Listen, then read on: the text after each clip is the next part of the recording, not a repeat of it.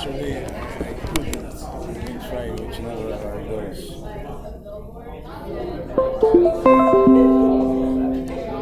Say that again?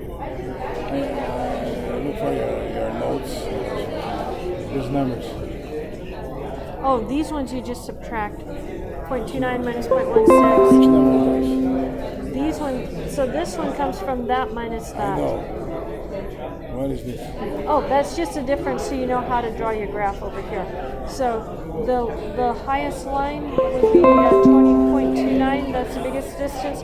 So between those two, you're going to have your longest, no, I guess it's 0.41. Between these two, you're going to have your longest line. And those lines are shorter. Yeah, that's what that is. Sorry about that.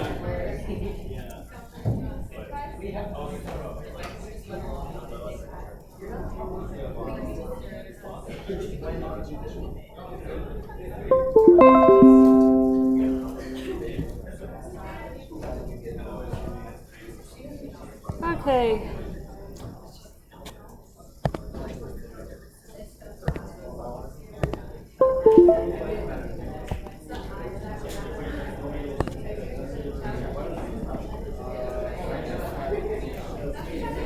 Okay, we are ready. We're covering section 4.1 in the beginning of 4.2. Homework due, let's see, today's Wednesday. Homework due on Monday is going to be just section 4.1.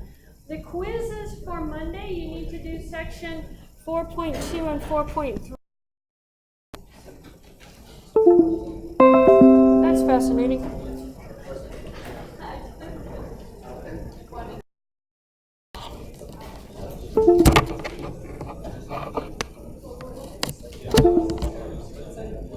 I don't know what just happened to my computer.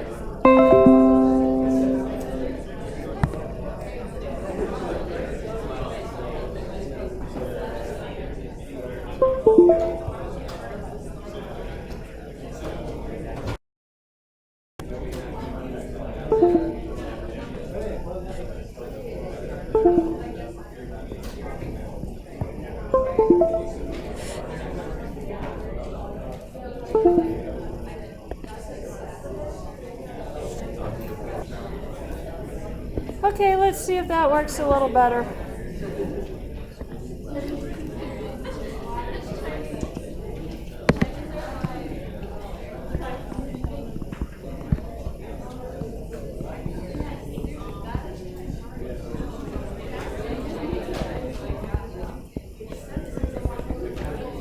So quiz for Monday.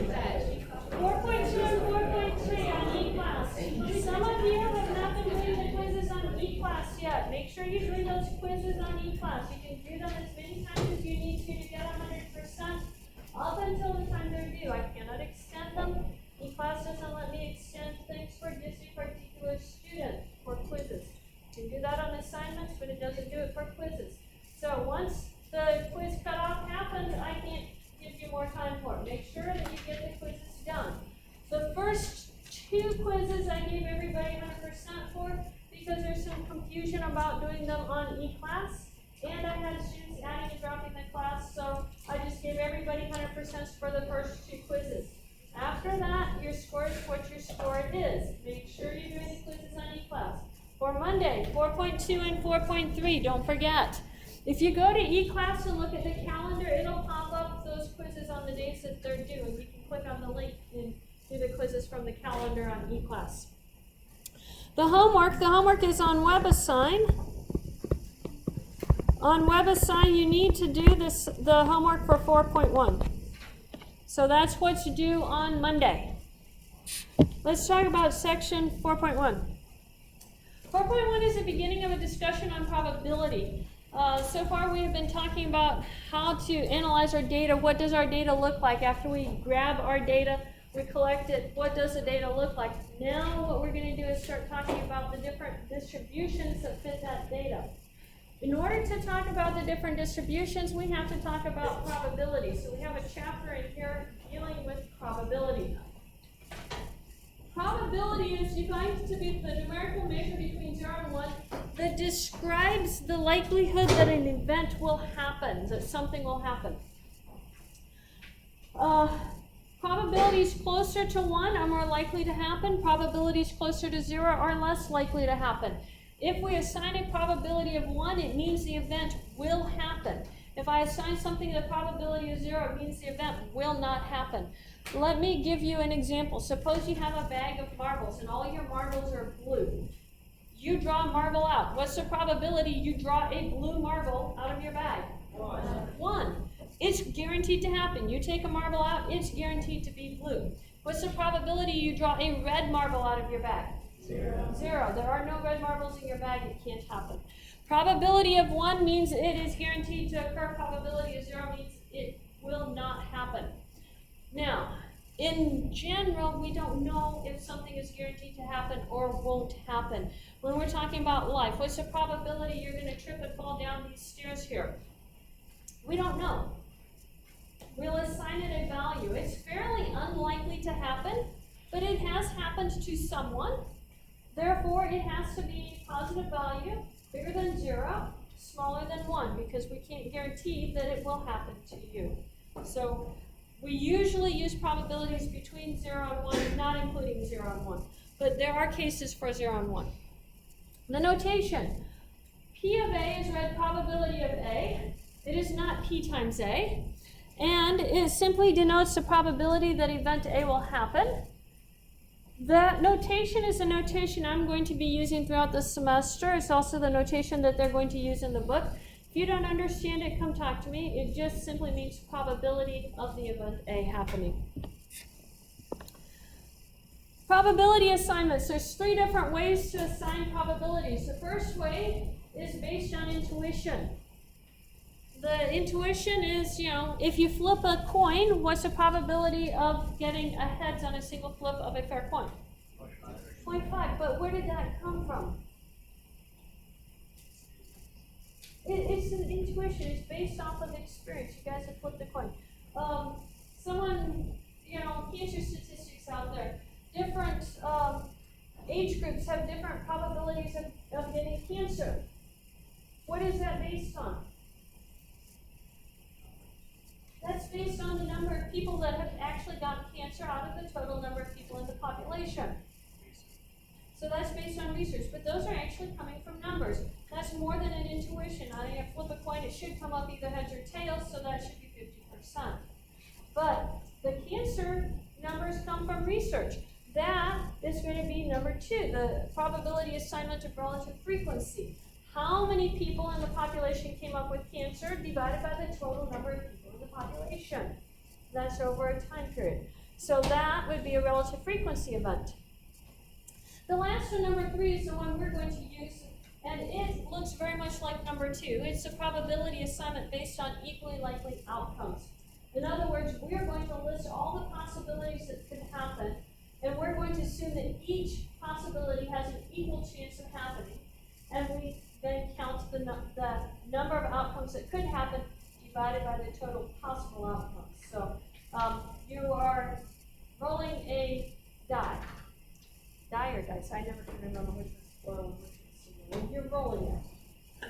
What's the probability of rolling a 1? How many sides have a 1 on it? 1. How many total sides are there?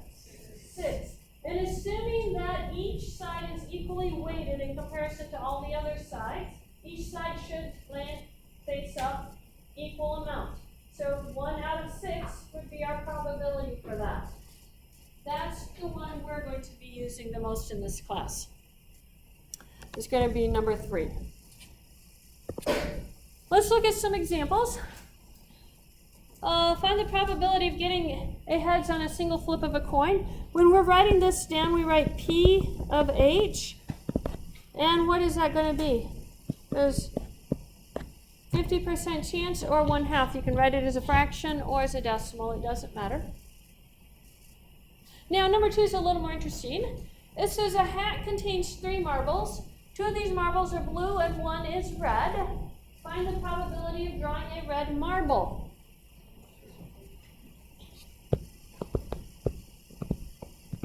Yeah, there's 1 red and there's a total of 3. So it's 1/3. The Right to Health lobby claims that out of 200 lab reports, 80 of the reports were erroneous. Find the probability of an erroneous report.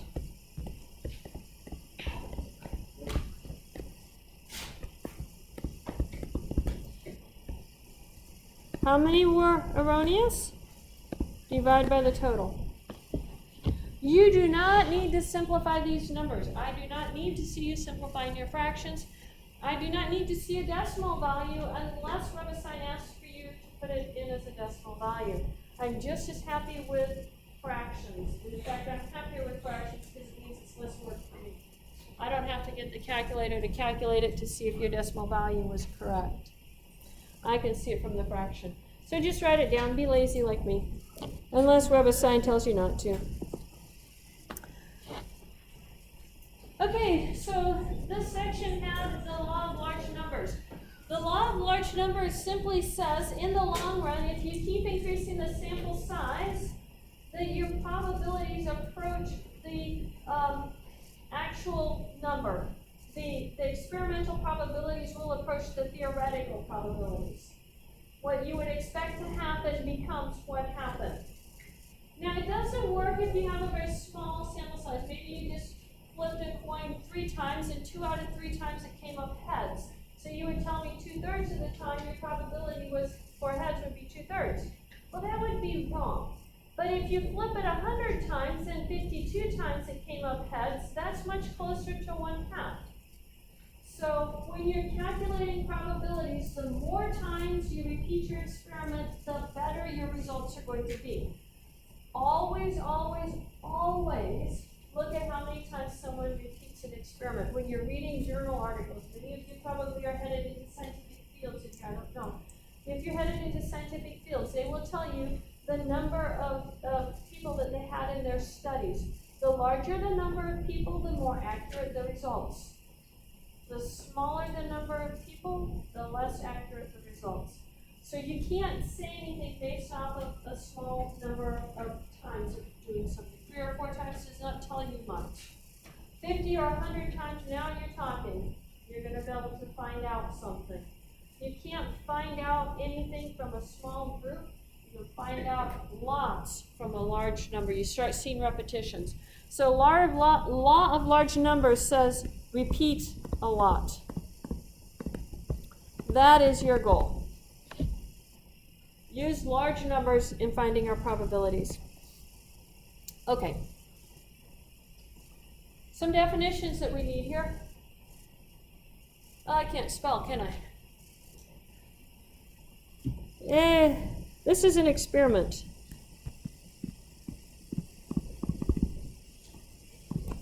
I even think I still can't spell. Experiment. I don't know. I am a math major for a reason.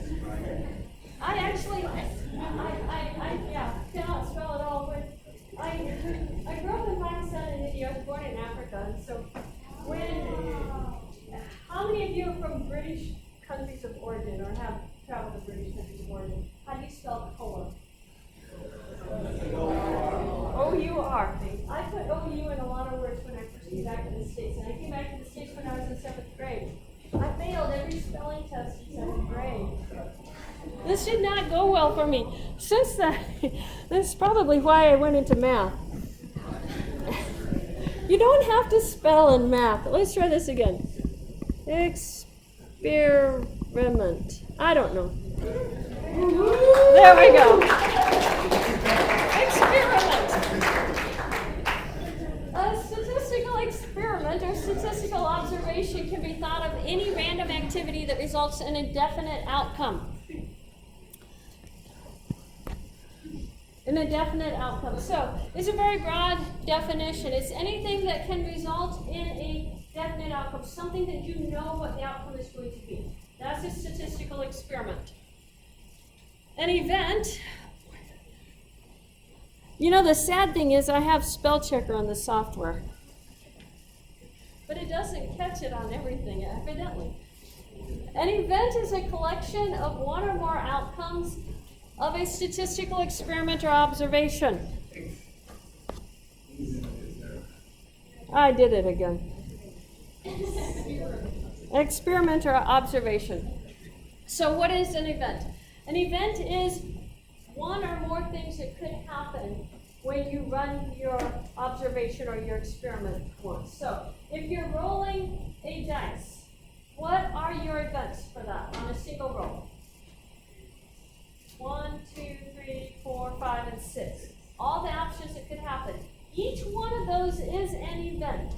So an event is what could happen on a particular statistical experiment or observation. That's what an event is. A simple event is one particular outcome, not a set of outcomes. And the set of all simple events constitutes the sample space for an experiment. So if you're rolling a dice, your sample space, the sample space is going to be, and I'll just list it. It's going to be 1, 2, 3, 4, 5, and 6. Now, let's change it a little bit. How about I want to roll a dice and flip a coin. I'm going to do two things. I'm going to roll the dice and then I'm going to flip a coin. On the coin, I could have heads and tails, right? Let's try that again. And the dice I can have, so if I want to combine them together, I have to group them in possible outcomes of both of them together. So the sample space is going to look a little different. It's going to be, I'm going to write it this way, 1 with a heads, that could be one outcome. I get a 1 on the dice, I get a heads on the coin. I could also get a 1 on the dice and a tails on the coin, right? Now, I could get a 2 and a heads, 2 and a tails. Are we good so far? All the way out to, yeah, all the way out to 6.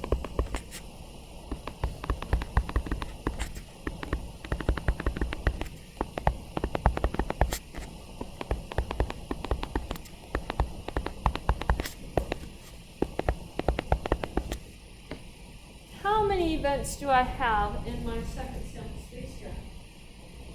12. Compare that to the number that you have for just rolling a dice and the number you have for flipping a coin. 6 times 2. You're going to multiply those values together. So how many values would you have in your sample space if you rolled a dice and rolled another dice? 36. You're going to multiply those together. That's going to be our multiplication rule. Okay, that's going to help you know if you have your whole sample space. If I had only 10 values written down, then I know I've missed something because I know if I multiply those two numbers, I should have 12. That's going to be your cue for that. Any questions on your sample space?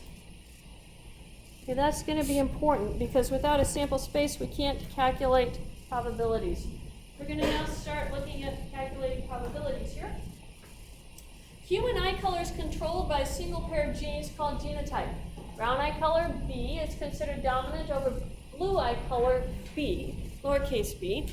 Now, if you were reading the book, they called the lowercase b a script L. When I tried to type in the script L, it looked like a capital I on my computer. So I figured, well, we'll just go with B. That looks a little bit better. So a person with the capital B, lower b genotype has brown eyes because brown is dominant. If both parents have brown eyes and have the genotype BB, what is the probability that their child will have blue eyes? What we have to do is make a chart for this. This is going to be parent 1. I don't know which one's which, it doesn't matter. And this is parent 2.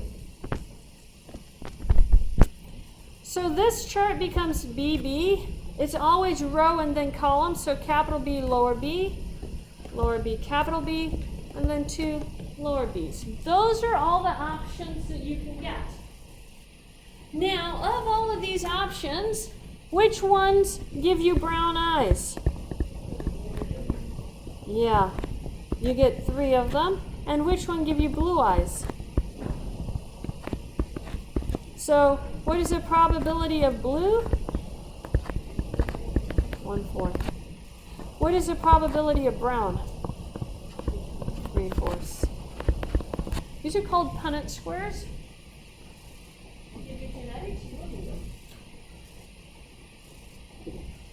Any questions on that?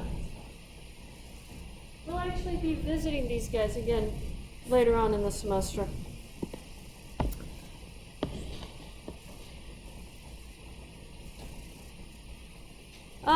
I think this is supposed to have checkpoint 1. You guys get to do this. You toss a coin 3 times.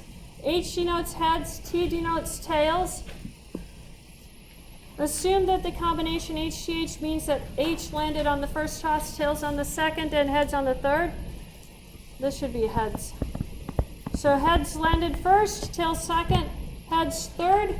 What I want you to do is make a list of all the events for this experiment. How many should you have in your list? Almost.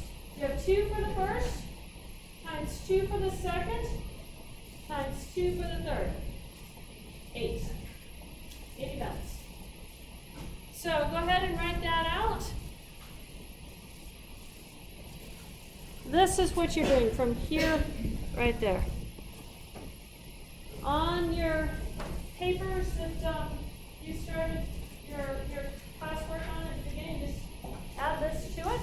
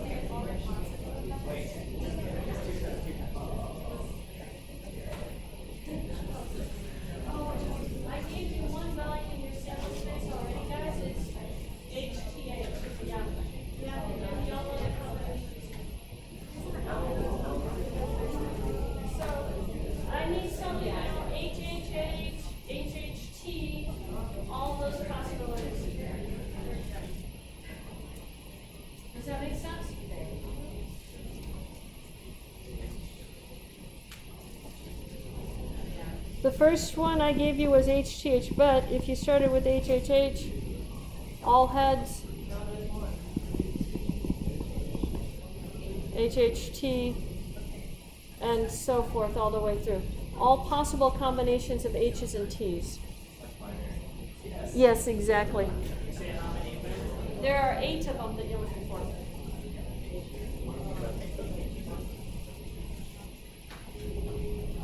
Assume that each event in the list above is equally likely. Find the probability of the event HTH.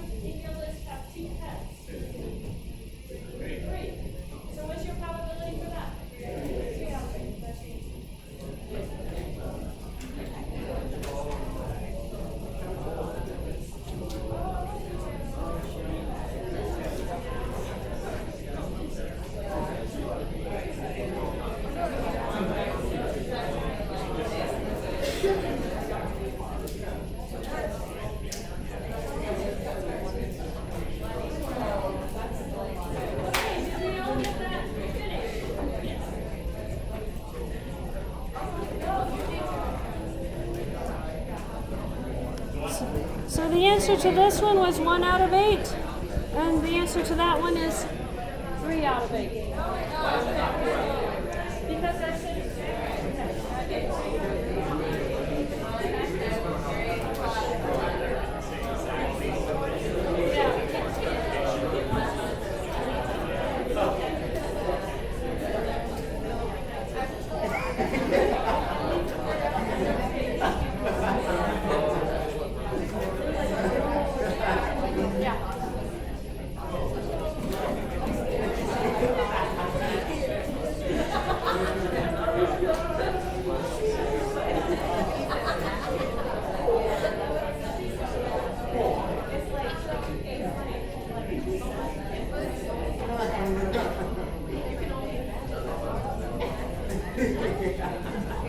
okay, let's carry on.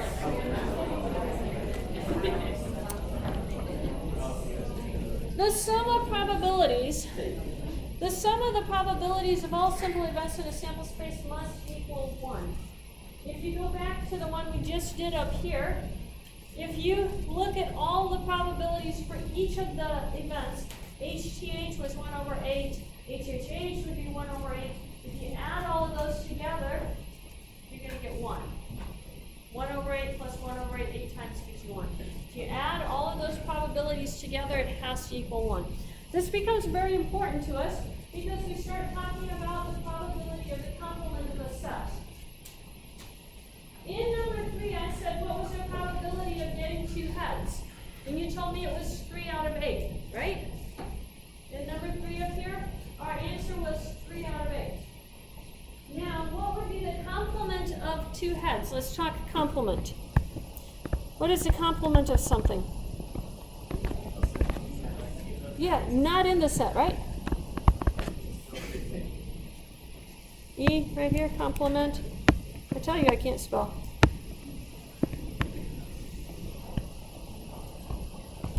So not in the set. I didn't get it right yet?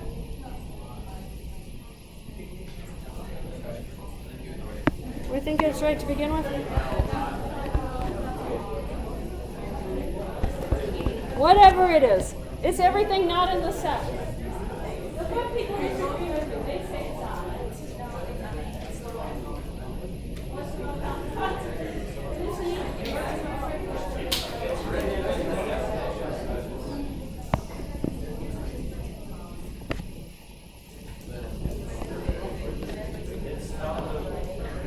Evidently, there's an E in the book, and there's 2 different types of the word complement.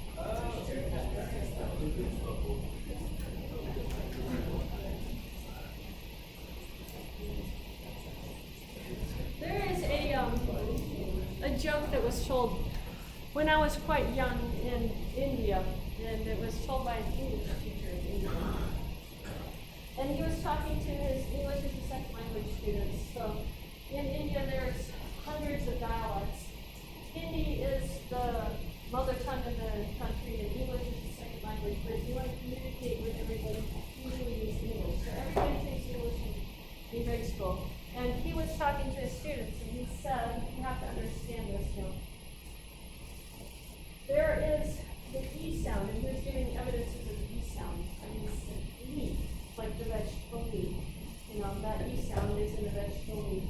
And he said, you spell that with E-E, leak. And then he said, you know, the faucet leaks, L-E-A-K-S. And those are the only spellings that give you the E sound, leak.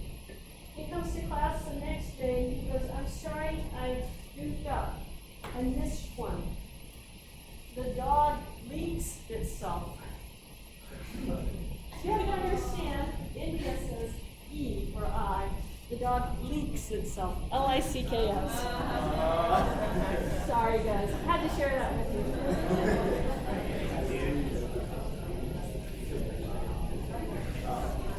Okay, anyway. The complement simply means it's not in a set. So the complement of my set of 2 heads, in number 3 above in checkpoint 1, what is the complement of 2 heads? Let's make it easy. Not 2 heads, right? We can all put not in front of it. So what does it mean not to have 2 heads in it? You could have one head, three heads, or no heads. Okay? So not up here would be not two heads. So that would be just an H and then two tails. Or I could have, those look like eyes now. I'm going to write it right here. H, T, T. I could have T, H, T, or T, T, H. That would be one head. Three heads, and no heads. How many events is that? 5. Compare that to this right here. It's 1 minus 3 over 8. So the probability of not 2 heads is equal to 5 out of 8 or 1 minus 3 out of 8. Whenever you're calculating complements, you can do 1 minus the probability of the original event. In this case, that's not going to be faster than actually going through and trying to calculate the probability of the complement of the event itself. Keep this rule in mind because we're going to use that. Assume that the probability of event A is 0.8. 0.95. Walk away when I'm reading it. Find the probability of not A, or this is the same thing as the probability of the complement of A. 1 minus, right? What is 1 minus 0.95?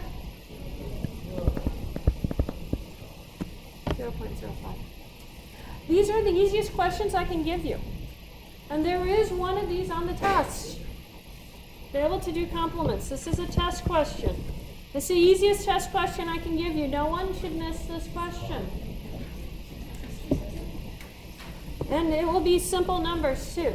All right, your second checkpoint exercise for today.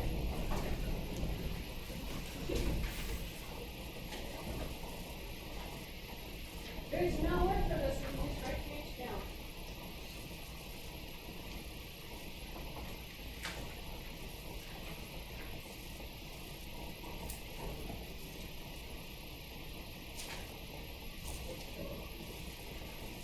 This is the exact same exercise I did on the previous slide. So what did I do?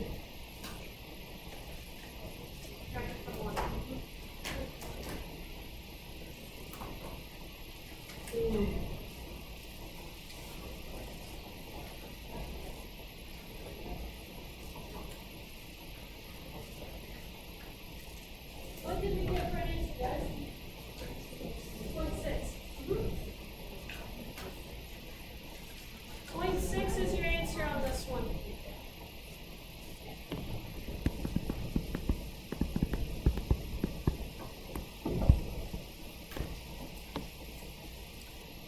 Any questions on that? Can we do that on our homework? All righty. Okay, that is the end of section 4.1. We're going to start talking about the first half of 4.2. So let me get that loaded up.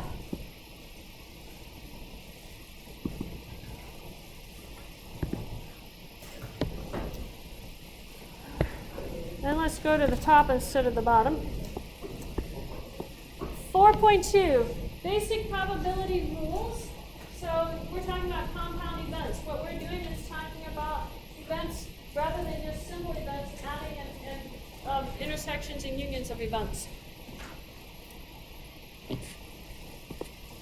We have a couple of definitions. The definition of an independent event. Two events are independent if the occurrence of one does not in any way affect the occurrence or non-occurrence of the second event. So you have a dice.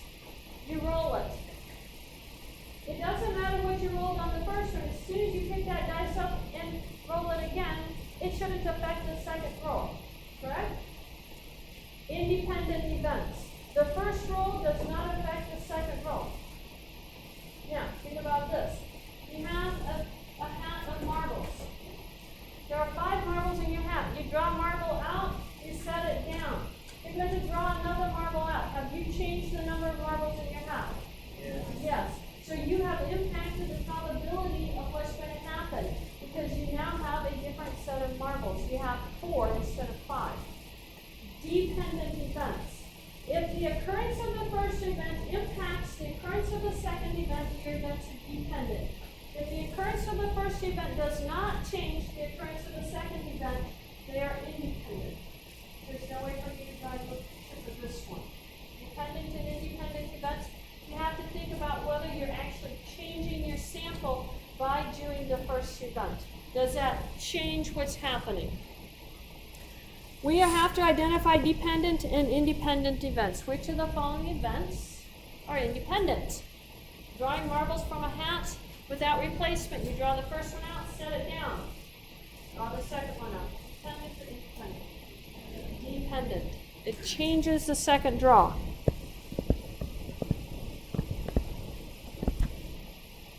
How about drawing marbles from a hat with replacement? You draw the first one out, you look at it, you record the color of it, you put it back in, mix them all up. Independent, it hasn't changed what's in the hat.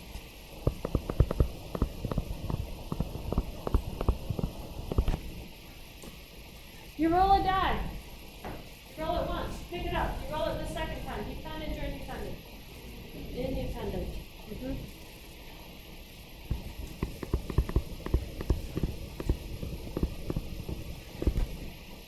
Any questions on dependent and independent? The most important is going to be with replacement and without replacement. Without replacement is going to be dependent events. With replacement is independent events.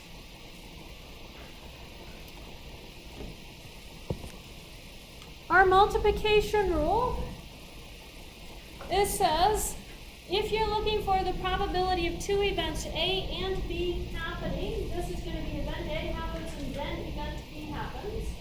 If you're looking for that to happen, it's a probability of event A times the probability of event B, as long as your events are independent.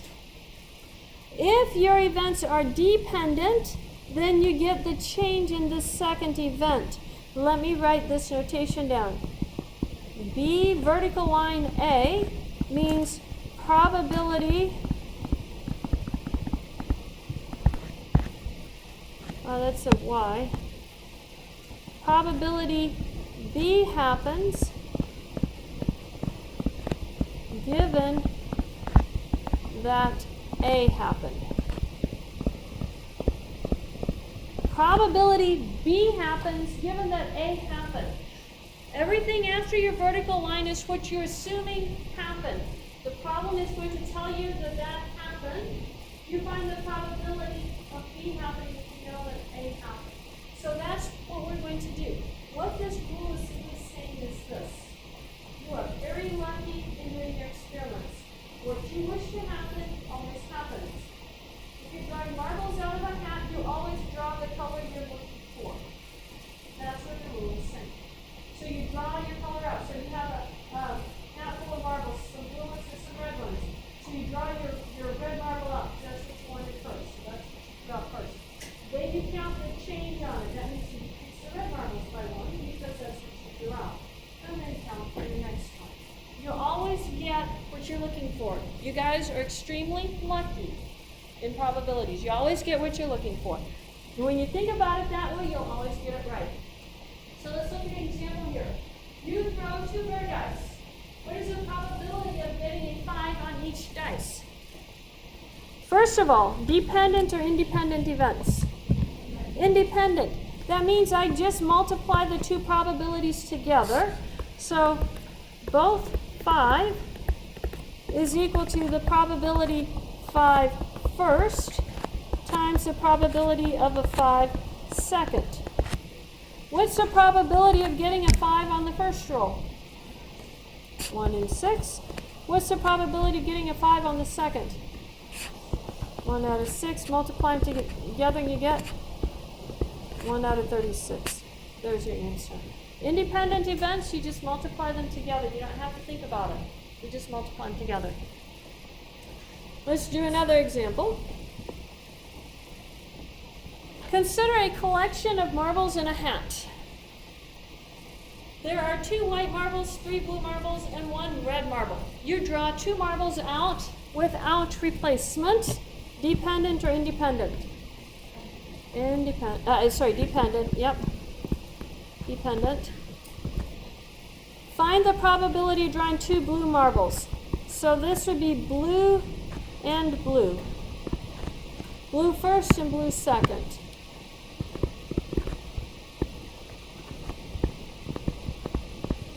So that's going to be the probability of getting a blue on the first draw. How many blue marbles were there? How many total? 6. So to get the blue marble, I have 3 out of 6. Now, you drew out a blue marble. You looked at it. You set it aside. How many blue marbles are left in your hat? 2. How many total marbles? 5.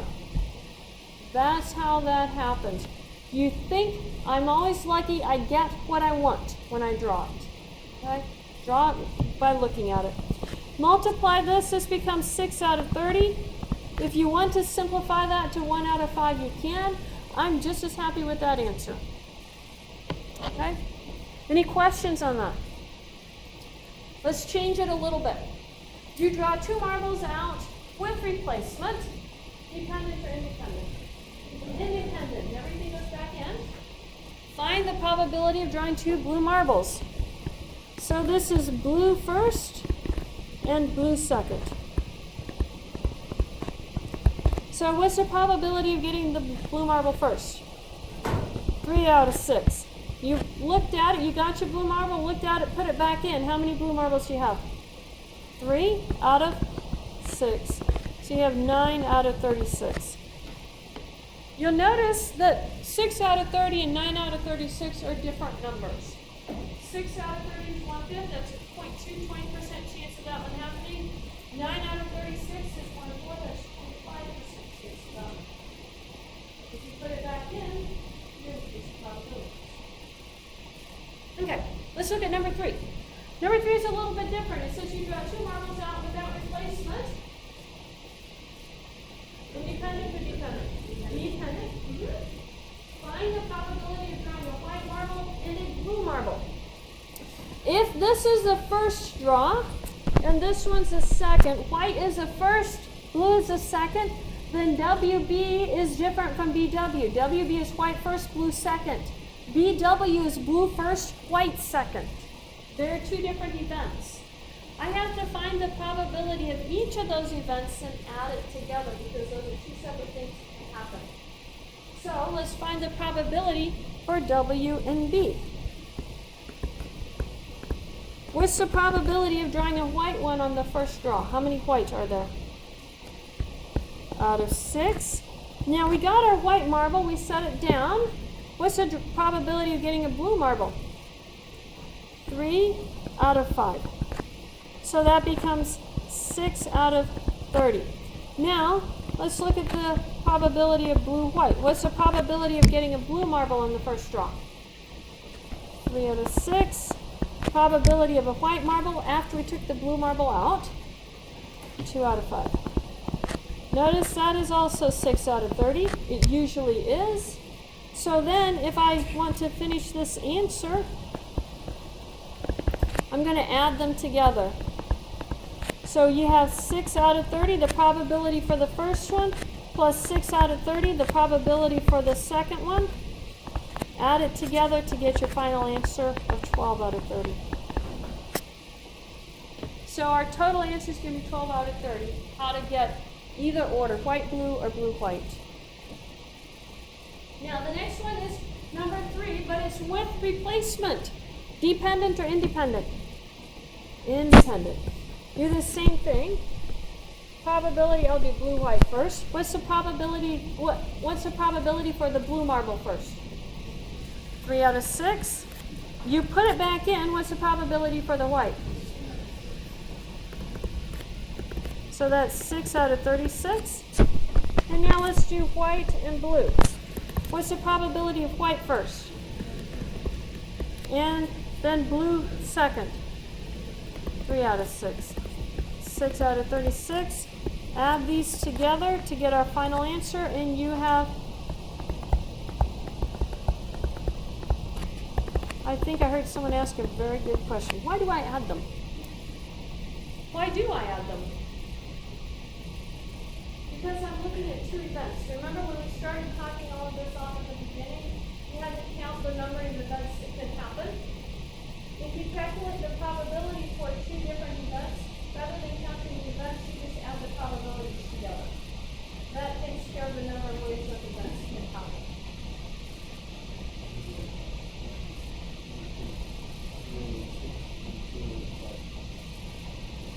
For the BW one? Okay, because you drew the blue out, so you have a total of 5 marbles left to make the draw. And you took the blue one out, so you still have 2 white marbles there. Question?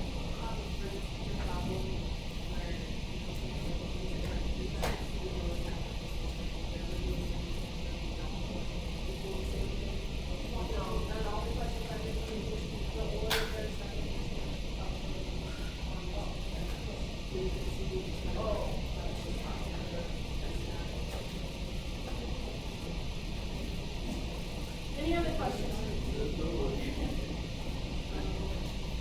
Can we do that on our homework, guys? All right. Make this, I think we're up to 3 now. You guys get to try one.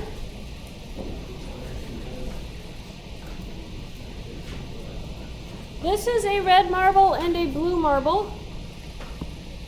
So you have to find red, blue, and blue, red, and then add them together, just like I did on the previous screen. Find each of those probabilities, and then add them together.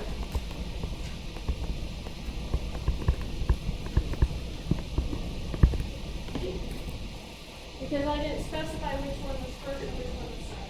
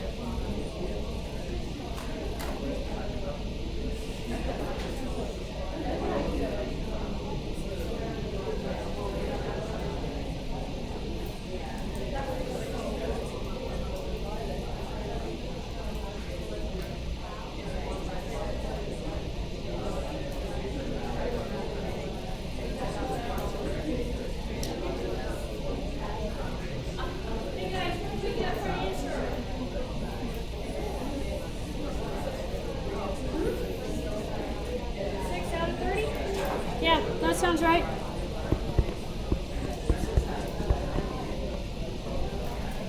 Is that what everybody got? 6 out of 30? Yes.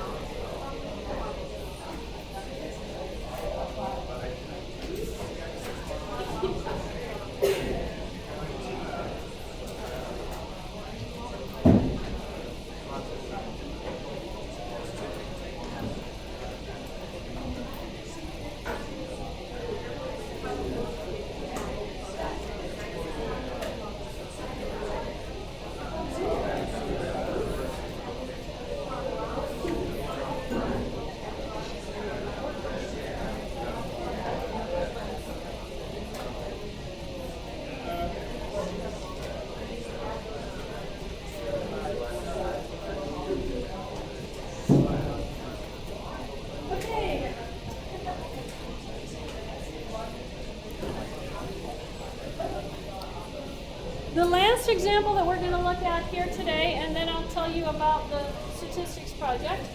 It says a quality control procedure for testing ready flash disposable cameras consists of drawing 2 cameras at random from each lot of 100 without replacing the first camera. It says if both cameras are defective, the entire lot is rejected. Find the probability that both cameras are defective if the lot contains 10 defective cameras. So you know 100 total, you know 10 are defective.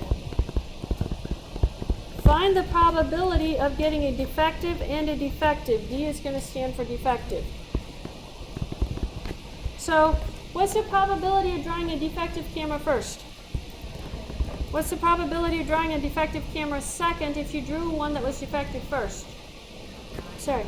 Let me write this differently. 1 out of 10, you guys simplified it, but let me write it as 10 out of 100.